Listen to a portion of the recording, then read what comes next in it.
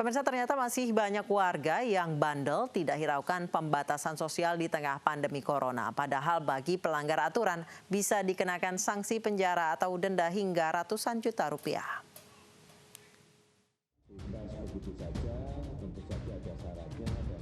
Presiden Joko Widodo telah menaikkan 2 aturan terkait penanganan corona di Indonesia, yaitu keputusan Presiden tentang penetapan status darurat kesehatan masyarakat dan peraturan pemerintah tentang pembatasan sosial berskala besar. Berdasarkan hal itu, ada sanksi pidana bagi masyarakat jika tak mengikuti aturan soal penanganan penyebaran virus corona. Apalagi Kapolri juga telah mengeluarkan maklumat guna menindak masyarakat yang masih nekat berkerumun. Para pelanggar dapat dipidana paling lama 1 tahun atau denda paling banyak 100 juta rupiah berdasarkan Undang-Undang Nomor 6 Tahun 2018 tentang karantina kesehatan.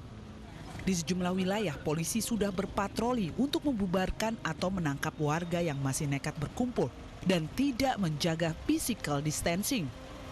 Jumat dini hari lalu, Polda Metro Jaya menangkap 18 orang berkumpul di Jakarta Pusat dan Jakarta Barat. Padahal sudah berulang kali diimbau. 18 pemuda menjadi tersangka namun tidak ditahan dan sudah dipulangkan. Kalau bapakmu sakit, sakit sendiri. Saya sudah bilang, bukan cuma bapak yang saya pikirkan di sini. Bukan cuma mereka yang pengen sakit. Semua pengen sehat di Singkawang ini, ngerti? Sementara di Singkawang, Kalimantan Barat, Kapolres Singkawang AKBP Prasetyo Adi Wibowo memimpin tim untuk membubarkan warga yang masih berkumpul di warung kopi. Warga diimbau tidak keluar rumah dan membawa pulang makanan jika beli dari restoran atau warung.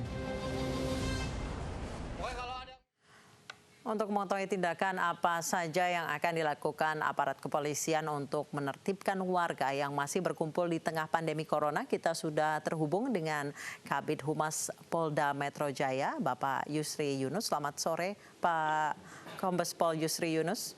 Selamat sore, Mbak Nisa. Baik, Pak Yusri, sejauh ini apa sih Pak tindakan yang bisa dilakukan kepolisian untuk membubarkan massa? Terima kasih. Jadi memang kan maklumat sejak tanggal 19 Maret yang lalu kan sudah maklumat Kapolri ya, nomor 2 bulan 3 tahun 2020 ini sudah ditentukan, diperkuat lagi dengan peraturan pemerintah nomor 21 tentang PSBB. Sebenarnya inti daripada maklumat Kapolri tersebut adalah memang tidak diizinkanlah untuk kegiatan yang sifatnya yang berkumpul-kumpul, mengumpulkan massa, baik itu kegiatan-kegiatan yang sifatnya seperti konser musik, bahkan sampai dengan physical distancing yang kita harapkan himbauan persuasif dan humanis yang kita terapkan kepada masyarakat. Polda Metro dalam hal ini melakukan kegiatan patroli skala besar sejak 2 minggu yang lalu lah setelah diturunkanlah maklumat Kapolri, diperkuat lagi dengan PSBB sekarang ini. Kegiatan preemptif, himbauan preventif kita patroli di tempat-tempat adanya kerumunan massa, kita himbau secara persuasif, secara humanis. Itu sebaiknya sudahlah di rumah saja, jangan di sini. Ini kan salah satu upaya untuk memutuskan mata rantai daripada penyebaran COVID-19 yang ada sekarang ini. Nah, itu harapan kita terus kita lakukan, himbauan secara humanis kita berlakukan.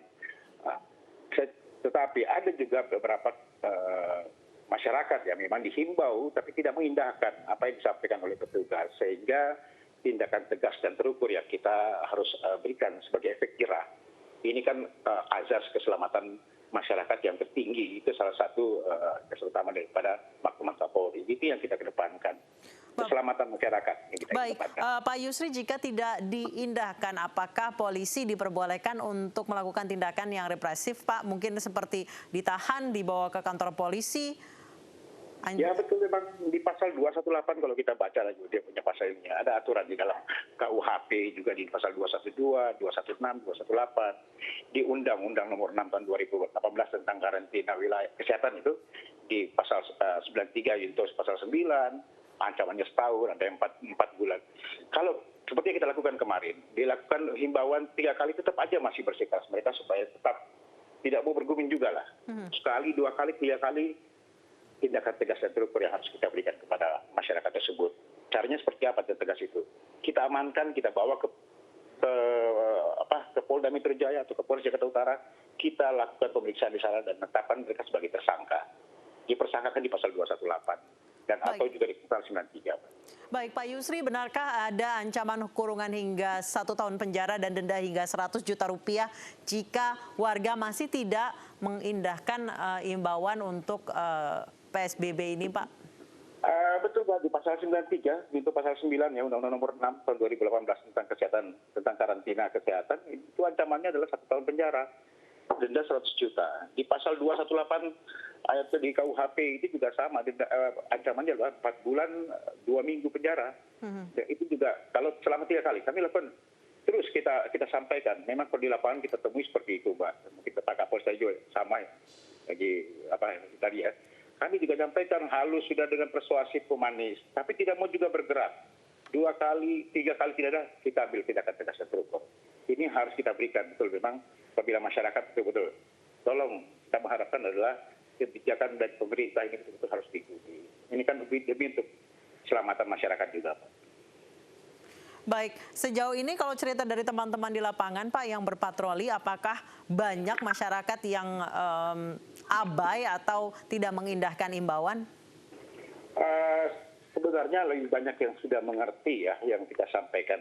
Kan kegiatan kita laksanakan terus secara persuasif humanis. Kita menggunakan alat pengeras, rata-rata mereka sudah mengerti dan bubar. Indikatornya apa ya selama 2 minggu ini? Awal-awalnya memang mereka masih belum tahu. Setelah kita sosialisasikan terus, akhirnya mereka sudah mulai mengerti. Kita datang, kita pakai itu alat pengeras suara, banyak yang sudah bubar pergi. Ya, mengerti bahwa memang ya mereka salah. Tetapi yang kita temukan sekarang ini adalah ada beberapa, walaupun indikatornya sekarang sudah mulai sepi lah. Kita lihat saja restoran-restoran sekarang ini sudah tidak mau menerima lagi pengunjung untuk makan di situ. Ini salah satu indikator ya untuk menyatakan bahwa memang masyarakat sudah mulai mengerti. Mereka cuma bisa kalau di take away atau dibungkus saja. Nah, ada beberapa juga. Tapi kalau yang kami temukan juga di Jakarta Utara juga temukan bahkan di dalam arena fitness, bahkan ada tempat mereka minum-minum semuanya. Kita lakukan penindakan yang tegas dan terukur di sini, Mbak. Baik, terima kasih Kombes Pol Yusri Yunus, Kabid Humas Polda Metro Jaya telah berbagi informasi bersama kami di AINI Sore.